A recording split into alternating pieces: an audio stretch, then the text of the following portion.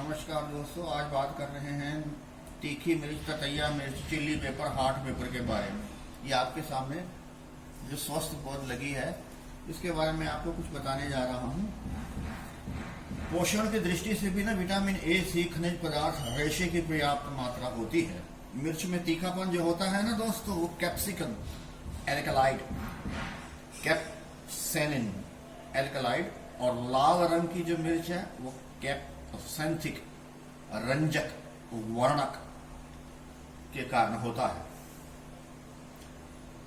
फलों को दिया गया अंग्रेजी नाम वाले देशों में अलग अलग है दोस्तों। ऑस्ट्रेलिया, न्यूजीलैंड, भारत में कम तीखी मिर्च को शिमला मिर्च और तीखी मिर्च को मिर्च कहा जाता है। यूके, आयरलैंड, अमेरिका, कनाडा में तीखे मसालों को चिली पेपर कहा जाता है, शिमला मिर्च को वहां पेपर कहा जाता है। मिर्च विटामिन ए, सी भरपूर होती हैं। तीखे और मसालेदार स्वाद के लिए भारतीय भोजन में मिर्च अनिवार्य है। सामान्य लाल सूखी मिर्च सभी मसालों में सबसे ज्यादा तीखी और बीटा कैरोटीन का एक बढ़िया स्रोत है। मिर्च थोड़ी सी बैक्टीरिया रोधी, यानी कि फोड़े फिन से निकलती हैं, और गले के दर्द और स्वरयंत्र शोथ, यानी कि लारेंजाइटिस शोथ। बड़ी हैरानी की बात है, जैसे गला बैठ जाता है ना किसी का, उसमें मिर्च खाने की सलाह दी जाती है। किसी ऐरे गैरो नथु के लिए तो बड़ी हैरत अंगेज बात हो सकती है, लेकिन ये जांच पर आधारित है। विक्टोरियन इंग्लैंड में मिर्च पेपर्स को गठिया यानी आर्थराइटिस, कंपकपी, संधिवात, रियोमेटाइड, मोच तथा अवसाद यानी डिप्रेशन के इलाज में उनके गर्म गुणधर्म के लिए प्रस्तुत किया गया था। ये थोड़ी पुरानी बात है। ये जैसे दोस्तों एक मिर्च उगाने से लेके नर्सरी इसके लिए बनानी परम आवश्यक है। ये जो चिली पेपर हो, मोटी वाली मिर्च जिसे शिमला मिर्च कहते हैं, उसके लिए बात हो। चूंकि आज चिली पेपर यानी कि तीखी मिर्च की बात हो रही है, तो इसके लिए छोटी सी 2x2 की एक क्यारी बना लो। उसमें नेट नहीं है तो कोई भी जाल, कोई कपड़े का हो, उससे बना ले लीजिए। क्योंकि व्हाइट फ्लाई और दूसरे प्रकार के थ्रिप्स हैं, व्हाइट फ्लाई है जैसे थ्रिप्स हैं या हार्पर है, उनसे बचा जा सकता है। उसके अंदर अच्छी कंपनी का कोई बीज लें, चाहे आप पर परागण वाली किस्में लें, ओपन पॉलिनेटेड वाली लें या हाइब्रिड वाली लें। पूसा ज्वाला इसका महत्ता उदाहरण है, ये है ही पूसा ज्वाला। तो आप शोध बीज का भी कर लें। पहले तो अच्छी कंपनी का बीज लें, फिर बीज को ट्रीट कर लें। उसके लिए कोई भी फंजीसाइड यूज की जा सकती है। उसके बाद में भूमि को भी ट्रीट कर लें, यानी कि जमीन, यानी कि सॉइल। अगर आपने गमले को लटकानी है तो 50 किलो को 10 इंच के गमले में 5-6 गमले आपके आसानी से बन सकते हैं। अब ये देखो बहुत ज्यादा मात्रा में लगी हुई हैं। अब मैं ये सोच रहा हूँ कि थोड़ी और बड़ी होने पर भी अलग कर दिया जाएगा। ये कम से कम भी 40-50 पौधे हैं मिर्च के। तो आपने बीज को ट्रीट कर लिया, उसको शोध कर लिया, उसके बाद में आपको इसकी फसल का करना चुनाव है। बीज तो आपने अच्छा लेना ही है। अगर आपने घर वाली किसी मिर्च का बीज इस्तेमाल किया है तो दोस्तों उसको भी शोध करना आवश्यक नहीं, परम आवश्यक है। अब आप कहोगे अगर आपके पास फंजीसाइड नहीं है ना, तो मैं आपको उसके 2-3 बातें बताना चाहता हूं। इसको आप 50 डिग्री तापमान में पानी को उबाल लें। उसमें जो भी घर का मिर्ची है, जो सड़ी मिर्ची है या सूखी मिर्ची है या कम उपयोगी मिर्ची है, उसको 5 मिनट के लिए डाल दें। आप हींग के पानी में भी इसको ठीक कर सकते हैं। ये 2 चीजें तो बिल्कुल ही बढ़िया है। अगर आपके पास काव डंग है या काव का गोमूत्र है, उसके अंदर भी शोध किया जा सकता है। इसके अलावा ये जो खट्टी लस्सी होती है ना, उसको कुछ सड़ा के उसके अंदर भी इसको शोध किया जा सकता है, तो फंजीसाइड नहीं लगेंगे। इसको नाइट्रोजन की जरूरत होती है, फास्फोरस, पोटाश तीनों की जरूरत होती है। और उसके बाद में जो जिंक है, सल्फर है, उसकी भी जरूरत होती है। कई बार लोग कहते हैं कि मिर्च के जो होती है उसके अंदर कमी आ जाती है कि उसकी बढ़वार नहीं होती, तो उसमें नाइट्रोजन का समय समय पर आप छिड़काव कर दिया कीजिए।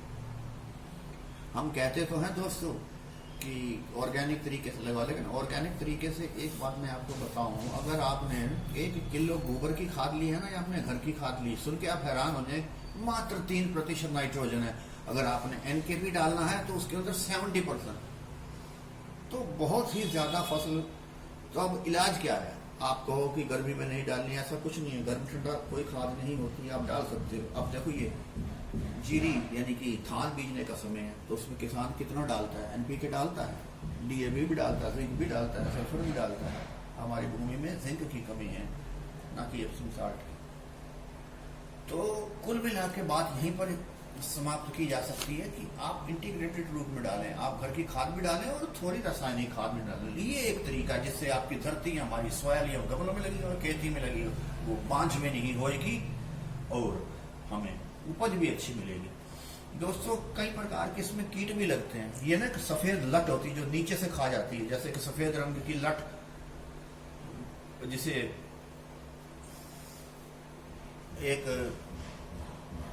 लंबी सी वो होती है, उसके बाद में उसके बीच में जब नीचे से आ जाती है, और कटुआ वो एक किस्म का वो कीट ही है। इसके अलावा कटुआ कीट भी आ जाता है, तो उसके लिए जमीन में भी कुछ ना कुछ आपको किनोफोलॉस या कार्बोफ्यूरन या जैव इंसेक्टिसाइड भी डाल देने चाहिए। सफेद मक्खी जो होती है ना, वो बड़ा परेशान करती है। इसकी सारी जो ऊपर की जो है ना पत्तियां, वो बिल्कुल नीचे की ओर झुक जाती है। उसका इलाज कोई नहीं है, उसमें से निकाल दो। अभी इसमें से एक भी नहीं है जो सफेद मक्खी से या एसिड से या जैसिड से या मोइला से, हरा तेला से या परजीवी से या कास्ट कीट से, जैसिड से, थ्रिप्स से कोई अटैक हुआ हो। अगर इनमें से किसी चीज का भी आपको लगता है, पहले आपको पहचान होनी चाहिए कि इसमें कीट कहाँ लगता है। देखिए सफेद मक्खी आएगी ना, आप यूं करोगे ना, एकदम सफेद सफेद उड़ने लग जाएंगे, सीधा वो मक्खी। उसके बाद में जो थ्रिप्स लगता है काले काले, जैसे सीधा हाथ कंगन को आरसी का, तुलसी में काले काले जीव से लग जाते हैं ना, वो थ्रिप्स ही होते हैं, तेला चेपा। तो वो भी आप देख सकते हो। इसके अंदर वैसे मिलीबग भी लग सकता है, उसको भी आप देख सकते हो। तो ये छोटे छोटे जो कीट है बहुत ही परेशान करते हैं। एक नीचे हरे रंग का ना एक जैसिड हो जाता है, वो ऐसे लगता है जैसे भिंडी में भी लगता है, मिर्च में भी लगता है। जैसे यहाँ पर पानी की सफेद बूंदें चिपक रही हूँ, तो आप उसमें मेलाथियोन या मिथाइल डेमोटिएट या मोनोक्रोटोफॉस या मिडाक्लोरोपिड कुछ भी इस्तेमाल कर सकते हैं। आजकल तो एसिटाप्रामिड नामक दवाई भी आती है। इसके अलावा मीट, इसके अंदर ना जाला बन जाता है, माइट लाल, बहुत ही छोटे कीट होते हैं। पत्तियों की इस तरह से रस चूसते हैं, पत्तियां नीचे की ओर मुड़ती हैं ऐसे, कि अगर नीचे को मुड़ गई माइट, ऊपर को मुड़ गई व्हाइट फ्लाई। जैसे बतलाया कि इसमें सफेद लट भी होती है, कटुआ लट भी होती है। वो कटुआ लट जो होती है वो एक प्रकार के वो लार्वा टाइप की चीज होती है, और जो सफेद लट होती है वो 19-20 का इसमें फर्क रहता है। इसमें सुइयां भी बहुत ज्यादा आ जाती हैं, फलों में छेद करके ना, जब इनके ये बड़ा होगा उसके अंदर रखती हैं।